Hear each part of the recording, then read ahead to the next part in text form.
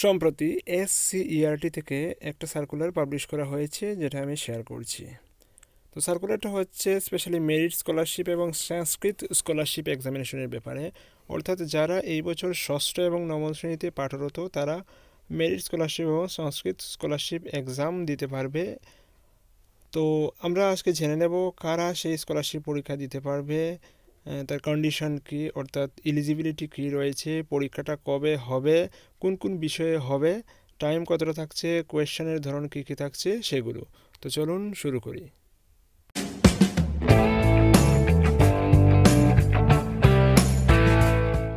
প্রথমে আমরা দেখে নিচ্ছি মেধাবৃত্তি বা সংস্কৃত বৃত্তি পরীক্ষার আবেদনপত্র। ত্রিপুরা সরকার বিদ্যালয় শিক্ষা দপ্তর থেকে ইস্যু করা হয়েছে। তো আবেদনপত্রটা যদি একটু দেখি, উপরের দিকে ছবির জায়গা রয়েছে, যেটা প্রধান শিক্ষক প্রত্যয়িত করে দিতে হবে। তারপর মেধাবৃত্তি পরীক্ষার তারিখ দেওয়া আছে হচ্ছে গিয়ে 14 জুন এবং 15 জুন। অর্থাৎ মেধাবৃত্তি পরীক্ষা হবে 14 জুন 2019 তারিখে এবং সংস্কৃত বৃত্তি পরীক্ষা হবে 15 জুন 2019 তারিখে। তো তার ক্ষেত্রে বিদ্যালয়ের মাধ্যমে SCERT-তে আবেদনপত্র জমা দেওয়ার শেষ তারিখ কিন্তু 5 মার্চ 2019। 5 মার্চ 2019-এর মধ্যে কিন্তু অ্যাপ্লিকেশান বা আবেদনপত্র জমা করতে হবে। তো কারা কী পরীক্ষা দিতে পারবেন সেটাও স্পষ্ট করে দিয়েছে। দেখুন যে মেধাবৃত্তির ক্ষেত্রে আগামী 2019-এর জুন মাসে যেসব ছাত্রছাত্রী ষষ্ঠ শ্রেণীতে পাঠরত থাকবে তারাই কেবলমাত্র মেধাবৃত্তি পরীক্ষা দিতে পারবে। এবং সংস্কৃত বৃত্তি পরীক্ষার ক্ষেত্রে 2019-এর জুন মাসে যেসব ছাত্রছাত্রী নবম শ্রেণীতে পাঠরত থাকবে তারাই কেবলমাত্র সেই পরীক্ষায় বসতে পারবে। অর্থাৎ ষষ্ঠ শ্রেণী অর্থাৎ ক্লাস 6-এর স্টুডেন্টের জন্য রয়েছে মেধাবৃত্তি পরীক্ষা এবং ক্লাস 9-এর স্টুডেন্টদের জন্য রয়েছে সংস্কৃত বৃত্তি পরীক্ষা। তো আবেদনপত্র এই যে দেখতে পাচ্ছেন, সেটা আমি ডেসক্রিপশনে ডাউনলোড লিঙ্ক দিয়ে দেবো, সেখান থেকে অনায়াসে আপনি আবেদনপত্রটা ডাউনলোড করতে পারবেন। তাছাড়া আপনার বিদ্যালয়ে নিশ্চয়ই আবেদনপত্র চলে এসছে, সেখান থেকেও কিন্তু দেয়া হবে। তো ছাত্রছাত্রীরা দেখুন আবেদনপত্রে কী লিখতে হবে, পরীক্ষার্থীর নাম, তারপর পিতার নাম, স্থায়ী ঠিকানা, বর্তমানে যে বিদ্যালয়ে অধ্যয়ন করছে তার ঠিকানা, বর্তমানে যে শ্রেণীতে অধ্যয়ন করছে তার ঠিকানা, যে পরীক্ষায় বসতে ইচ্ছুক তার নিচে দাগ দাও, অর্থাৎ মেধাবৃত্তি নাকি সংস্কৃত বৃত্তি। তো স্টুডেন্ট যদি ক্লাস 6-এর হয় তাহলে অবশ্যই সেটা হবে মেধাবৃত্তি পরীক্ষা, যদি ক্লাস 9 হয় তবে অবশ্যই সেটা হবে সংস্কৃত বৃত্তি পরীক্ষা। তারপর রয়েছে পঞ্চম শ্রেণীর শেষে গৃহীত বার্ষিক পরীক্ষার প্রাপ্ত নম্বর, কত নম্বর পেয়েছে সেটা লিখতে হবে মেধাবৃত্তির ক্ষেত্রে। এবং অষ্টম শ্রেণীর বার্ষিক পরীক্ষার সংস্কৃতে প্রাপ্ত নম্বর লিখতে হবে, সেটা হচ্ছে 7 এবং 8, সেটা কিন্তু সংস্কৃত বৃত্তি পরীক্ষার ক্ষেত্রে লিখতে হবে। অর্থাৎ ক্লাস 9-এ যারা পড়ছে তাদের ক্ষেত্রে 7 নম্বর এবং 8 নম্বর লিখতে হবে, আর ক্লাস 6-এ যে পড়ছে তার জন্য শুধুমাত্র 6 নম্বর কলামটাই লিখতে হবে। তো 9 নম্বর পয়েন্ট কী দিল, যে পরীক্ষা কেন্দ্রে পরীক্ষা দিতে ইচ্ছুক, তো স্কুলের নিকটবর্তী নির্বাচনী পরীক্ষা কেন্দ্রের নাম সেখানে লিখতে হবে। তো পরীক্ষা কেন্দ্রের নামটাও কিন্তু লিস্টে দেওয়া আছে, আপনার স্কুলের পার্শ্ববর্তী এলাকায় কোন কোন পরীক্ষা কেন্দ্র রয়েছে সেগুলো একটা তালিকা আছে, সেই তালিকা অনুযায়ী আপনি পরীক্ষা কেন্দ্রের নাম লিখবেন, তারপর পরীক্ষার্থীর স্বাক্ষর হবে। তারপর তো একটা ফরম্যাট রয়েছে যে প্রধান শিক্ষক বা শিক্ষিকা যিনি থাকেন উনি ডিক্লারেশন দেবেন, দিয়ে সিগনেচার করে দেবেন। তো কারা পরীক্ষা দিতে পারবে সেটা আমরা বুঝলাম, ক্লাস 6 এবং ক্লাস 9-এর স্টুডেন্টরা। তা প্রশ্ন হচ্ছে কি সব স্টুডেন্টরাই কি দিতে পারবে?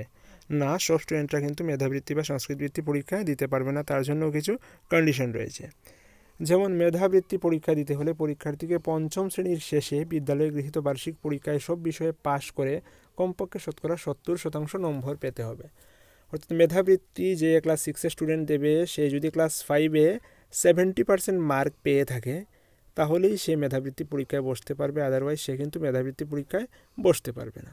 আর সংস্কৃত বৃত্তি পরীক্ষার ক্ষেত্রে দেখুন যে যেসব ছাত্রছাত্রী অষ্টম শ্রেণীর শেষে বিদ্যালয়ে গৃহীত বার্ষিক পরীক্ষার সব বিষয়ে পাশ করে সংস্কৃতে কমপক্ষে 50% নম্বর পেয়েছে তারা কেবল এই পরীক্ষা দিতে পারবে।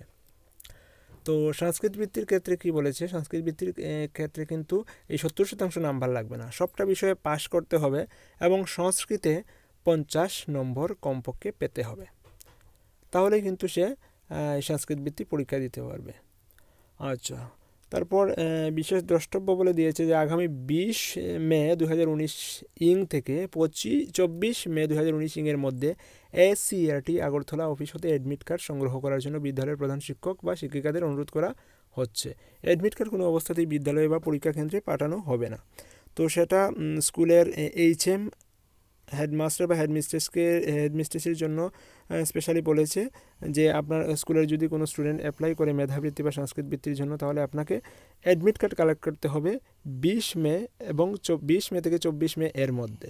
অ্যাডমিট কার্ড কিন্তু আপনার বিদ্যালয়ে বা পরীক্ষা কেন্দ্রে পাঠানো হবে না, সেটা বিদ্যালয়ের দায়িত্ব রইল অ্যাডমিট কার্ড কালেক্ট করা। তো মেধাবৃত্তি পরীক্ষা হবে সঠিক উত্তর বাছাইকরণের মাধ্যমে, অর্থাৎ মেধাবৃত্তি পরীক্ষার ক্ষেত্রে থাকছে হচ্ছে MCQ টাইপের কোয়েশ্চেন। তো দুটো পর্বে পরীক্ষা হবে। প্রথম পর্বে 2 ঘন্টা সময় জুড়ে থাকবে বাংলা, ইংরেজি এবং সাধারণ জ্ঞান। প্রত্যেকটা থেকে কিন্তু 25 মার্কের প্রশ্ন হবে, অর্থাৎ বাংলা থেকে 25, ইংরেজি থেকে 25, সাধারণ জ্ঞান থেকে 25, 75 পূর্ণ মার্কস থাকবে। MCQ ধরনের কোয়েশ্চেন থাকবে। আবার দ্বিতীয় পর্বে ওই দিনই পরীক্ষা হবে অঙ্ক, সেকেন্ড স্টেপে হচ্ছে গিয়ে অঙ্ক, বিজ্ঞান এবং সমাজবিদ্যা, প্রত্যেকটায় 25 মার্ক করে থাকছে। এবং সংস্কৃত বৃত্তি, আচ্ছা তাহলে মেধাবৃত্তি পরীক্ষা আমরা বুঝে গেলাম যে 150, 150 মার্কের মধ্যে পরীক্ষা হচ্ছে। 6টা সাবজেক্টের মধ্যে পরীক্ষা হচ্ছে। ফার্স্ট পেজে হচ্ছে বাংলা, ইংরেজি, সাধারণ জ্ঞান এবং সেকেন্ড পেজে হচ্ছে অঙ্ক, বিজ্ঞান এবং সমাজবিদ্যা। একদিনেই কিন্তু 2টো পেজের পরীক্ষা হবে। সংস্কৃত বৃত্তি পরীক্ষা শুধুমাত্র সংস্কৃত বিষয়ের উপর হচ্ছে 100 মার্কের। সংস্কৃত বিষয়ের উপর 100 মার্কের MCQ থাকবে, 3 ঘন্টা সময় দেয়া। পরীক্ষার সূচি দেখুন যে মেধাবৃত্তি, সেটা আমরা আগেই দেখে নিয়েছিলাম। মেধাবৃত্তি পরীক্ষা হচ্ছে 14/6/2019 সালে, অর্থাৎ 14 জুন তারিখে। ফার্স্ট পেজ যেটা পরীক্ষা হবে সেটা হচ্ছে বাংলা, ইংরেজি এবং সাধারণ জ্ঞান, 11টা থেকে 1টার মধ্যে। এবং সেকেন্ড পেজে অঙ্ক, বিজ্ঞান এবং সমাজবিদ্যা যেটা পরীক্ষা হবে সেটা হচ্ছে 2টা থেকে 4টার মধ্যে। এবং সংস্কৃত বৃত্তি তার পরের দিন, অর্থাৎ 15 জুন 2019 সালে পরীক্ষা হচ্ছে। সেটা কিন্তু 3 ঘন্টার পরীক্ষা হচ্ছে, 11টা থেকে 2টা পর্যন্ত, শুধুমাত্র সংস্কৃত। তারপর প্রবেশপত্রের একটা স্পেসিমেন কপি দিয়ে দিয়েছে, যেটা তো এখন আমাদের দরকার নেই, কারণ প্রবেশপত্র কিন্তু বিদ্যালয় থেকে কালেক্ট করতে হবে। SCERT থেকে বিদ্যালয়ের কর্তৃপক্ষ কালেক্ট করে স্টুডেন্টদের দিয়ে দেবেন। পরীক্ষার্থীদের প্রতি একটা নির্দেশাবলী দিয়েছে যে পরীক্ষা আরম্ভ হবার আধ ঘন্টা আগে পরীক্ষা কেন্দ্রে প্রবেশ করতে হবে। কলম, পেন্সিল এবং জ্যামিতি বক্স পরীক্ষার্থীকে আনতে হবে। কোনো পরীক্ষার্থী অসৎ উপায় অবলম্বন করলে বা করবার চেষ্টা করলে কেন্দ্র হতে বহিষ্কার করা হবে। যাই হোক, এইসব নির্দেশাবলী দিয়ে দিয়েছে। এখানে কিন্তু তিনটা পেজ দিয়েছে, চতুর্থ পেজটা এখানে ইনক্লুড করা হয়নি।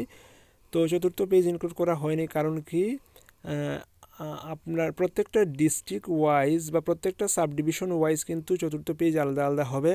অর্থাৎ যদি সেটা নর্থ ডিস্ট্রিক্ট হয় তাহলে এক্সাম সেন্টার আলাদা হবে, ওয়েস্ট ডিস্ট্রিক্ট হলে এক্সাম সেন্টার আলাদা হবে। প্রত্যেকটা ডিস্ট্রিক্টের জন্য কিন্তু এক্সাম সেন্টার আলাদা। তো চতুর্থ পেজ যেটা বলছি, প্রত্যেক ডিস্ট্রিক্টের জন্য আলাদা আলাদা পেজ থাকবে, তো সেটা এখানে ইনক্লুড করা হয়নি। আপনার কাছে যখন হার্ড কপি, অর্থাৎ DEO অফিস থেকে, SCERT থেকে তো DEO অফিসে পাঠিয়ে দেবে, ওরা যখন সার্কুলেট করবেন নিশ্চয়ই এই 4th পেজটা এর সঙ্গে অ্যাটাচ করে দিয়ে দেবেন। তো এখানে প্রথম যে 3টা পেজ ছিল সেটা হচ্ছে জেনারেল, সবার ক্ষেত্রে সেম থাকবে, তাই 3টা পেজ এখানে দেওয়া আছে। চতুর্থ পেজ সেটা প্রত্যেকের জন্য আলাদা আলাদা হবে, অর্থাৎ এক্সাম সেন্টার, তো সেটা নিশ্চয়ই আপনি পেয়ে যাবেন। তো এই ইনফরমেশন যদি নিশ্চয়ই আপনি স্কুল থেকে পেয়ে যাবেন। তারপরে আমি ডাউনলোডের জন্য লিঙ্ক দিয়ে দেব, সেখান থেকে আপনি এই নোটিফিকেশনগুলো ডাউনলোড করে নিতে পারবেন। তো এতটুকুই আপডেট ছিল। তো education related open discussion, study material, opportunity ইত্যাদি নিউজ পাওয়ার জন্য অবশ্যই চ্যানেলটিকে সাবস্ক্রাইব করে রাখবেন। Keep studying, stay tuned with SMDN tutorial. Thank you.